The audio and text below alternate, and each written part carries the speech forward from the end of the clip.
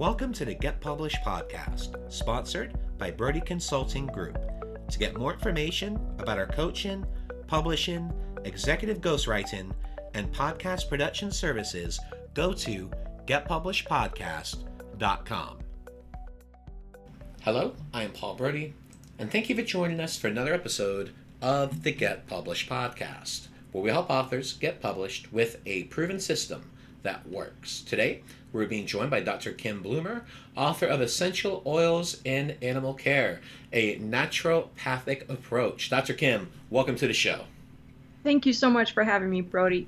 I'm sorry, it's Paul. It's my honor. It's okay. People call me Brodie all the time. No worries.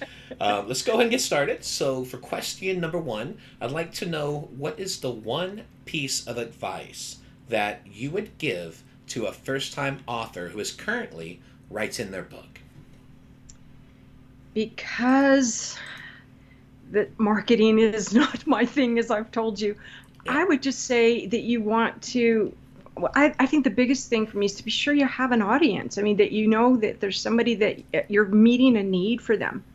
That I really thought about this question, and that's the only thing I can come up with everything I do, Paul, is, are you meeting a need? Is it serving a purpose to help somebody in what they're doing, and why would they read your book if it's not to meet a need? Absolutely. What problem are you solving for them? What is in it for them? How are you going to benefit? Yes. Otherwise, what's the point? No, I agree. And I think it's the biggest thing. You have to be able to know what the end target is in mind and how you're going to help and how you're going to solve that problem. Yes, absolutely. And that's the reason that this book was written. Well, what do you feel is the hardest part about getting published? Oh my God. You know what? The writing for me is the easiest part. Yep. Same here. The editing is really painful if you have somebody, which you're having somebody edit, but the editors, I think, are geniuses. They make you look better. But the hardest part about it is knowing, I think nowadays more people are going to go for self-publishing. It's just what they're going to do. But I think you need guidance. If you're like me, and you're somebody that, you're in this because you have a passion. For me, it's a passion for animals and a whole health for animals. Okay. But the marketing end of things, that's not my thing. I think that I could say from my own experience, my biggest mistake was not having guidance and somebody that knew how to guide me without, okay, I'm just going to be honest and really candid here, without robbing me. So, and that's what I mean. I mean, when I was putting any of the previous books out, I always felt like something was missing. I put my heart and soul into it for the right reason I just said, to fill a need. But what the part that didn't come together was the promoting and the marketing. Well, and that's going to transition to our next question. I know prior to the show, this is the one that you're kind of dreading, but I think it's a good opportunity to talk a little bit about it. And that is, I'd like for you to please share a marketing strategy that you have used in your book launch that you feel worked well. And it doesn't have to be like the world's greatest thing, just something that you feel helped with your launch. I think the only thing that for me helped, is that I brought it up on every podcast I did. I have had my own podcast for years, and I just mentioned the book. That was the best thing. That's how people found out about my book. It really was. That was the only marketing strategy I have. I am not a marketing strategist, and I see today everything that I've been studying. It's huge now. Everything, you really have to be targeted in what you do, and if you don't know what you're doing, let me rephrase that. I know you need to outsource that. So. Well, and it's funny you mentioned that, and this is actually pretty funny what happened. A couple nights ago, I was doing a talk at River Legacy Center here in Arlington, and they had these 3 huge screens behind me, and they were playing the different slides that we were doing for the presentation, right? So I was talking about marketing, and I was saying the last thing that you want to happen with all the books that come out on Amazon is your book to disappear into the Amazon rainforest. And right as I said that, it was almost perfect timing. The screens went out for a moment. They kicked back on. And because it's a nature center, what came up behind me? A rainforest. And it was just Wow. absolutely hysterical. I'm like, Serendipitous. yeah, I'm like, that's how you make a point, guys. And they were all just, the whole crowd was just cracking up. But I was going, there's your example. There's your visual aid. Is that the It last is. thing that you want is for your book to disappear into the Amazon rainforest? Because you're absolutely right. It has to be targeted. You have to know the outcome in mind, and it has to be marketed correctly. Because if you don't have it marketed correctly, if you don't have someone that you're working with the system, or you figure out a system yourself, then it really is difficult. Because I got into this industry 4 years ago, and in the last 4 years, everything has changed. And it will continue to change, and it will continue to evolve. So you do need to work with someone, whether it's myself or any other publishing company or marketing company, that is going to be able to stay on top of those trends and can anticipate what's going to happen. Because even with Facebook, the algorithms completely changed in the last month, where it's almost impossible right now to have profitable Facebook campaigns. And it's one Yep. of those things where you have to stay on top of the trends, especially as a marketer. Well, what's really been frustrating to me is I look at these things, Paul, and I'm like, I don't even understand them. My mind doesn't work this way. I feel like, this is not who I am. And so I wanted to teach. I wanted to help people with their pets. This marketing thing isn't what I wanted. So I think it's the best thing that people can do is make sure that if you don't know, if you're doing this because you have a passion, that's great. You have a passion, that's great. You want to share with people. But if you don't know what you're doing on that end, and I'll use a real simple example. I used to do my own bookkeeping too. Guess what? I don't anymore. I outsource that because I have somebody that knows how to do all that really well, and he does it. He could do it standing on his head with half asleep, okay, and do a really great job. And me, I would be pulling my hair out and going crazy over that stuff. Not that I'm bad with numbers, but that's his area of expertise, and he's made my life 100% easier as a result of him taking that over. So if I were to do all this over again, it's exactly the approach I would have taken. Obviously, with somebody like you, Paul, because I just think it's wiser. I have a friend who has a company, and she has always telling people, when you want to focus on what you do best and outsource what you can. Exactly. And that's my view with editors. I have never, ever edited one of my own books. I have an amazing Not editor. a good idea. No, I have an amazing editor. In fact, she actually ended up taking over all my operations a few months back. But she started off being my primary editor, where she gets my voice, she gets me, and she has done all 14 of my books. That's the one thing I tell people. If you're going to go the self-publishing route, fine, that's your call. But make sure that you invest in 3 key areas. The first one, make sure that you have a great looking book cover. Go use a book cover designer. Don't use a PowerPoint slide. Don't use a Word file. Don't use Canva. Pay someone. Get someone on Fiverr, do it for $10, but get someone to do it. Second thing, get a professional editor. Don't get your mom. Don't get your dad. Don't get some random friend. Get someone that has at least some experience, or at minimum, someone who refers to themselves as a grammar Nazi. Send it to them. Let them clean it up. Pay them, because it's one of the best investments you can make, and then go back, and then you're good to go. And then the third one is to have it formatted professionally as well. I think those are the 3 most important things that you can have with getting that book done, and also having a professional book description, something that's going to help to entice the reader. That's the main things you got to invest in, because if you don't have that, it doesn't matter you have the world's best marketing. If they read that book and it doesn't look professional, it just has a bunch of mistakes, then it just kills your credibility. All I can say is preach, Paul, because everything that you just said is exactly what the mistakes I've made. So I'm speaking from somebody who's made those mistakes. And they weren't fun. No, and that's one of the tough things. Sometimes, we will have to learn the hard way. I mean, my first book, Eat Less and Move More, I didn't, one of my techniques that I did starting out was I would do the audiobook version, and I would read the book as I was recording it.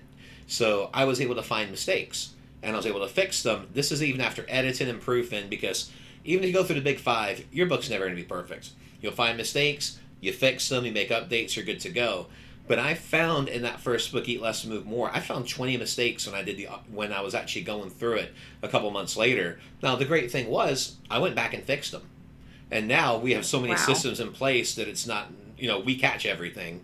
But it's one of those things where you're going to make mistakes. And the thing is, you learn from them. And the great thing with Amazon is you can update it, you can have your formatter clean it up, and within 24 hours, you can have it uploaded, updated in both paperback and Kindle.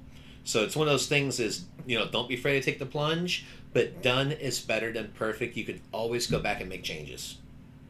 I'm sure people have seen those. I read reviews all the time whenever I'm purchasing anything, whether, especially if it's a book. And I always read the reviews, and Yeah. then I make my own judgment based on what I've read. If I sample download a sample or whatever to my Kindle. But one of the things that I see, people will downgrade a book from, that could be a 4 or 5 star, and they'll downgrade it to a 1 or 2 simply for formatting or grammatical errors. Yep. So, or editing. Some people say it really needed editing. So Oh yeah. I know a veterinarian who wrote an amazing book and had so many facts in it, but she didn't put citations in it and didn't have an editor. It makes all the difference. Mm-hmm.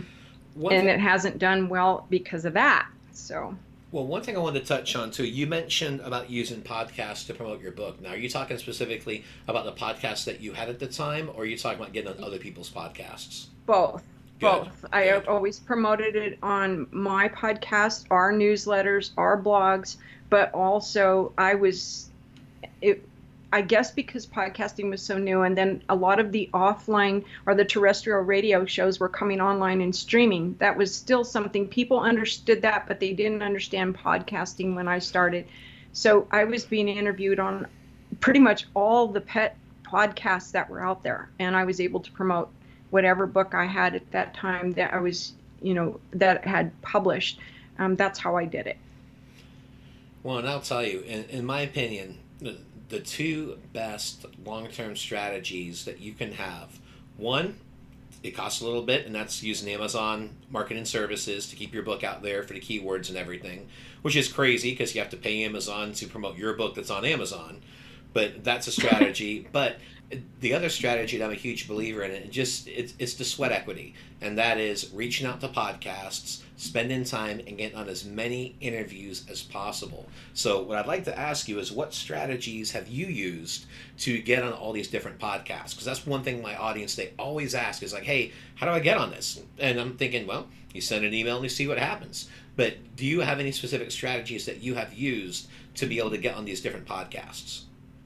Boy, I'm going to be one of your weirdest guests, I bet, Paul.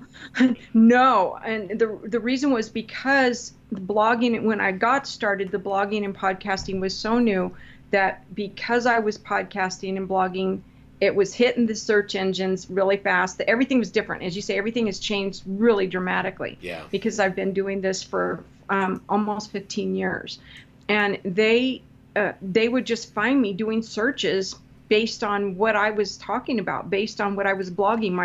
I had the #1 dog blog at one time, and so that's how they were finding me. And then other times it was because of the podcast I had guests on that I was interviewing. Yep. So I was really great at interviewing them and promoting them, but not so great at promoting myself. But they would promote me to someone else. My guests would promote me. So that was really cool too. Yeah. Yeah. So that was my only strategy. I don't have a strategy. I'm like the worst strategist, right? So I just share my passion. And I was even asked, how did your blog reach top of the search engines? I said, what keywords did you use? I was like, I just blogged my passion, and those were the keywords that I used. So, it was just, it's funny. It sounds funny to me now because everything has really, really changed. We ran an online school for 7 years, and I got lost in that rainforest during that time. And man, did everything change when I emerged from that. Yeah, it is amazing how things can change. But yeah, that's one thing I will tell our audience too. Having your own podcast, it really does open the door for connections and to get on other shows. I know I've probably got about 30 standing invites to get on different shows right now. And it's just those relationships that you build when you're doing the show. You know what we used to do also? This was really, really helped too. Back then, people were very community oriented. So, and this was in 2007, 2008, 9, 10. we would exchange audio ads and insert into each other's podcast. So they would mention about something about their show on mine, and I would play it, and then they'd say, then they on their show they would play something about my show. So we would just make two audios, for one that they would put in our show, and we would put in ours about them, and we would exchange them, and it worked so great because we connected with audiences we wouldn't have otherwise, and we were promoting and supporting each other's shows. The power of cross promotion. And it was totally barter, but it was done with heart, and it was shows that I listened to and they listened to mine, and in other words, we gained audience in a area we wouldn't have reached, because one for me was a political show, and another was just this guy that was doing like motivational speaking and helping people in business. So they reached an audience that I know have pets, but I wouldn't have reached. So, and vice versa. Well, for somebody that didn't want to talk about marketing, I think we just spent the last 7 or 8 minutes doing it, so I think you did pretty good with that question. Well, let's talk about your favorite book. So, what is your favorite book, and what was the number one thing that you learned from it? I don't know how everybody's going to respond to this. They're going to go, "Oh no, she's one of those," but I'm okay with that. Okay, to me, it's the number one book in the world. Okay, so I'm going to just say it's the Bible. Yeah. And the Bible, because it is why? Because my life has changed as a result of that. So, for the better, like completely changed and different. So there isn't a book that comes close. Other books help me lean into it better, but yeah, just nothing touches it. Just gotta say. And for a final question, what is your favorite quote and why? My favorite quote. Okay, I'm always sharing this, and I thought, I'm like called the quote queen all the time. What do I share all the time? This one by Chris Tigran. He said, "Simple solutions are always considered irrelevant and inconsequential, even when they are true." Precisely that's why, because I share and teach foundational health and wellness for animals, and when I lay it out, they always go, "Okay, but what else can I do?" And I'm like, "Do that."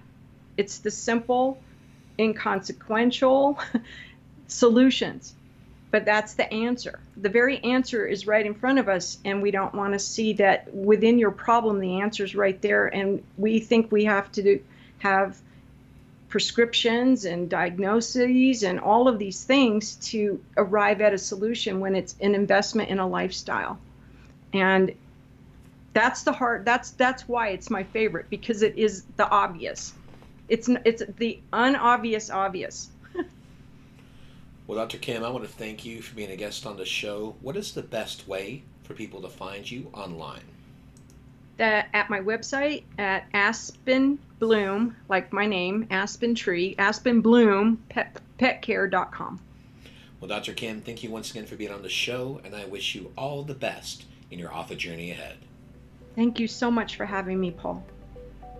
Thanks again for joining us today.